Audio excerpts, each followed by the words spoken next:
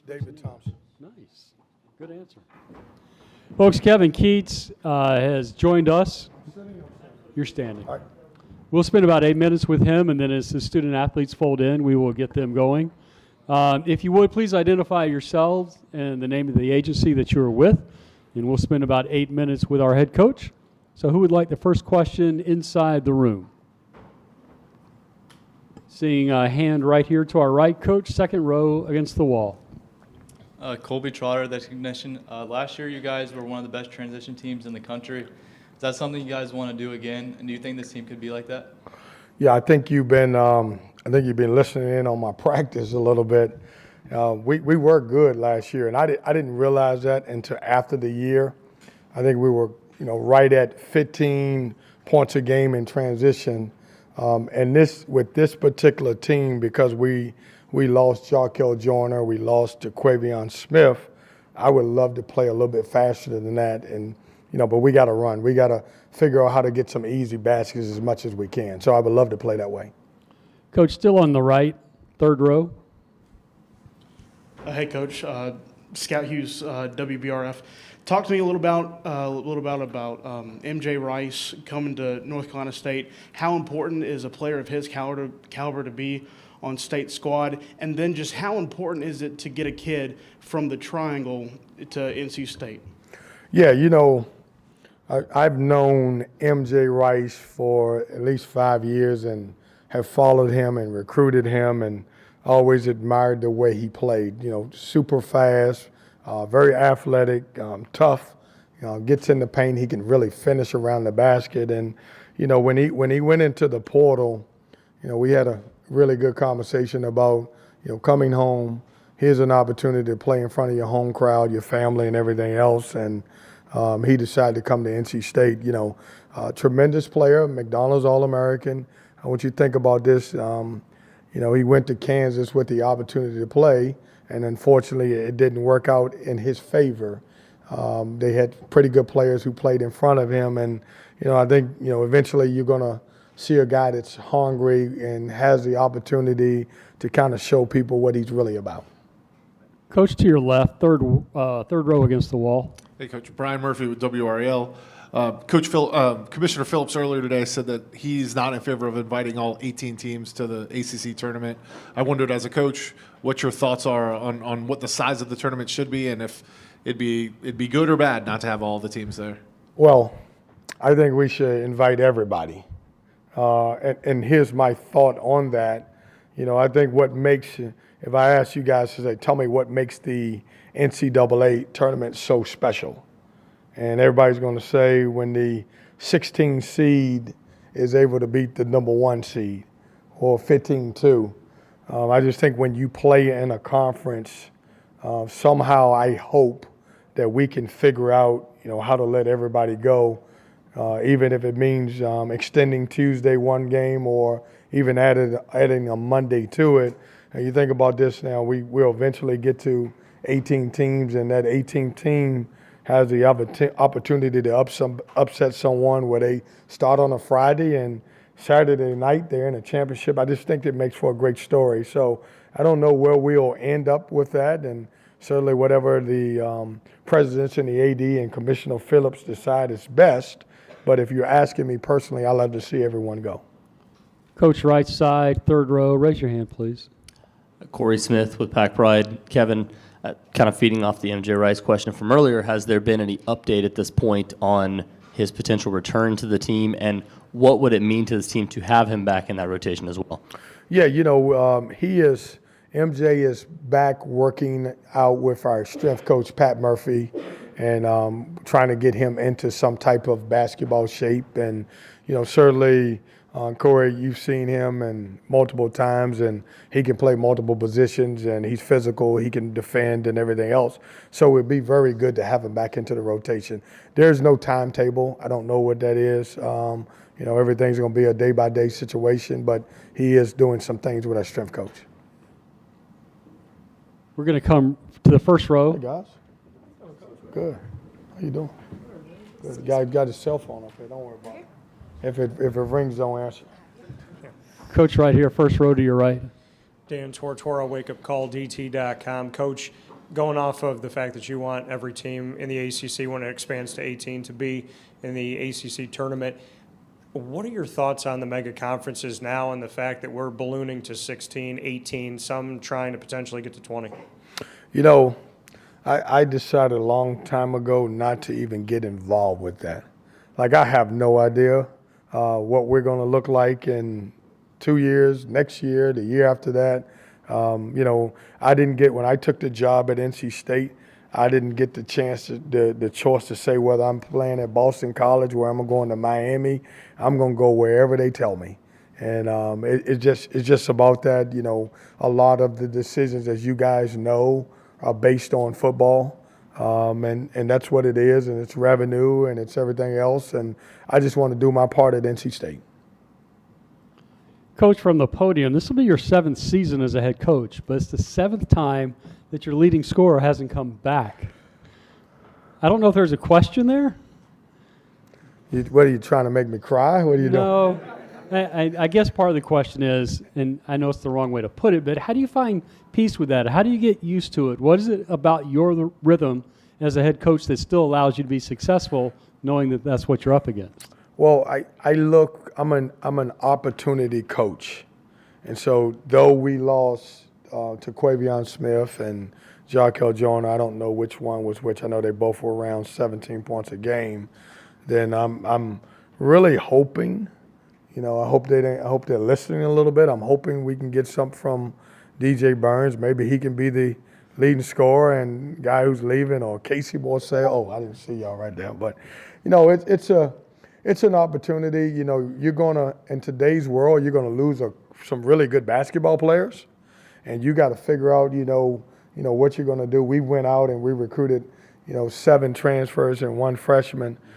Maybe one of those guys can lead us and do it in a different way. But I think we got really 2 good veteran guys who had a really good year for us last year. One of the reasons why we made it to the tournament and won 23 games. But to answer your question, I didn't even know that until I got here and somebody told me that right now. So now that I know, I got to start looking at it a little bit more. Maybe I need to cut back on some of those leading scorer shots that they're taking now. Well, in all fairness, that's a good communications director feeding me that note, so Yeah. I appreciate that. Coach, we'll have you switch places with Casey. Casey, you can spend a few minutes with us. Hey, good luck, okay? Good. You want me to have your phone? Yeah, you got it, man. You got it.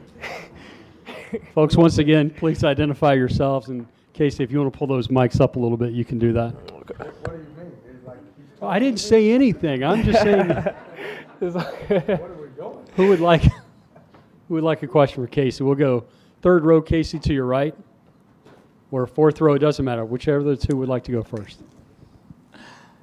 Casey, Corey Smith with Pack Pride. Just obviously a different, not a different role for you going into this year, but a different opportunity for you. Obviously, being a guy that returns with several backcourt pieces being gone from last year. What do you see as your role heading into this year and being more of a leader heading into the season too? Yeah, like you said, it's definitely a bigger opportunity with a lot of guys leaving. But one of the biggest things I got to be is more aggressive on the offensive end, be more versatile in terms of scoring the ball. Last year was definitely good to kind of shoot the ball in terms of especially the catch and shoot, but just adding more to the game to help the team, to help the offense, which will help the team kind of be more successful. Casey, the gentleman right behind him to the right. Miles Master Cole with Pack Pride. Your role has obviously evolved over the course of your time at NC State, and now you kind of find yourself as the elder statesman of the group. What kind of leadership role are you taking on in the locker room and with the guys this season? Yeah, well, of course, just being more vocal. I feel like that's the biggest piece, especially with a group of new guys. You definitely got to be more vocal and just being a guy who really builds strong relationships off the court. Because as a leader, it's easier to kind of coach and direct guys and tell people where to go when you have that strong relationship off the court. Casey, right side, 1st row. Dan Tortora, wakeupcalldt.com. Casey, you decided to leave Virginia to come to NC State, believing that this was the right fit for you. What is it about Kevin Keatts, his message, and his leadership that spoke to you and continues to? Yeah, okay. All right, man. See, there you go. Here you go. Man, come on, man. Well, the biggest thing about NC State was it started off as just belief, right? Like, I think throughout the whole recruiting process, believing in the fact that, you know, what you bring is valuable. And, bro, why are you still recording? But no, and then also the development piece. You know, being able to kind of develop on and off the court. But in terms of just my game, you know, being in a position where now I feel confident taking shots that I work on every day, being able to make more plays. That's kind of the biggest reason why I chose State, man. But this man, this. All right, man. Yeah, you can click it. You can click it now. Yeah, go ahead. Well, Casey, now that Coach got what he needed, you can switch places with DJ. Man, I got you, man. DJ, again, if you want to push the mics up a little bit, you can. Questions for DJ Burns? DJ will go to the right side, second row here, right up against the wall. Colby Trotter, the technician. So last year, as the season progressed, it became more of an offensive hub and like using your playmaking ability to get guys like Casey Morsell open shots. Is that something that you want to do more of this year, being a playmaker, especially having shooters like Casey Morsell with you? Yes, sir. Coach did a great job of going out and recruiting some players who can really go. So I definitely plan on taking advantage of that and using it to our advantage. Our guys work really hard, and I'm going to find them every time I can if I don't have a shot. So that's definitely an emphasis for sure. We're going to go right side, third row. Brian Pearl, Pack Pride. There we are. Hello. Okay. Brian Pearl, Pack Pride. Just a lot. You mentioned a little bit. A lot of new faces in the front court with the transfer portal. Just what's the dynamic like with you guys, and just talk a little bit about what Diarra and Middlebrooks and all those guys bring to the table. I feel like everyone brings something unique to the table. I feel like all the pieces fit well together, and we just got to continue to put them together and make sure that they mesh at the rate that we need to be able to perform. But again, all thanks to Coach. He came out and he gave us a lot of good pieces that fit well together. So I'm very excited to see how it plays out. DJ, what was it about your game in which you did not start the first 10 games of last season, but then all of a sudden you were there? I mean, you just showed up. Where is it that drive or that energy came from? It was already there. I just decided to stay patient and wait on my opportunity instead of getting rattled. Unfortunately, it happened at the hands of one of my teammates getting hurt. But for me, it's been a blessing to be able to be here and be able to take on and expand my role. Yeah, it's been everything to me. Thank you. We're going to go towards the back. Right side. Richton Cunningham, Fox Sports Radio Charlotte. DJ, is there a particular player that you grew up watching or a player that you kind of like to model your game after or take tips from? I'm going to be honest. I've always been big on having a footwork. I feel like, playing in the post is something that people have kind of shied away from, and it's something that I've always embraced, and I feel like it's made me different. I would say I watched a lot of Hakeem Olajuwon growing up. I just happened to end up with the Zach Randolph build. Speaking of light on your feet, Coach Keatts believes you need to be on Dancing with the Stars because of that footwork. Yeah, you might have to teach me the dancing part, but I got the footwork. To the right side, first row. Dan Tortora, wakeupcalldt.com. DJ, you also transferred into the program. What was it about Kevin Keatts, in your opinion, about his vision and his mission that spoke to you? And if you want to give him your phone, he can record this one too. Oh, no, I left my phone down there. Smart man. But with Coach Keatts, I've played for, this is the fourth staff I've played for now, so it really wasn't hard to tell who's more personable and who's more going to be allowing me to be in a family setting. And that's something that I initially learned from Coach Keatts just off the first night there.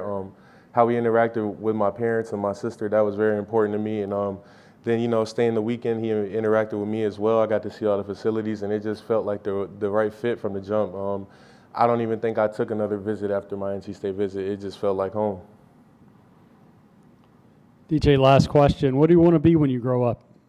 A basketball player first, and then honestly, my goal is to use my sociology degree and the certificate that I'm working towards now. I want to work in the therapy field and possibly, have my own firm one day. That's a goal, main goal. NC State, good luck this year. Thank you. Folks, thanks for the time. Pitt is due up next at 3:30.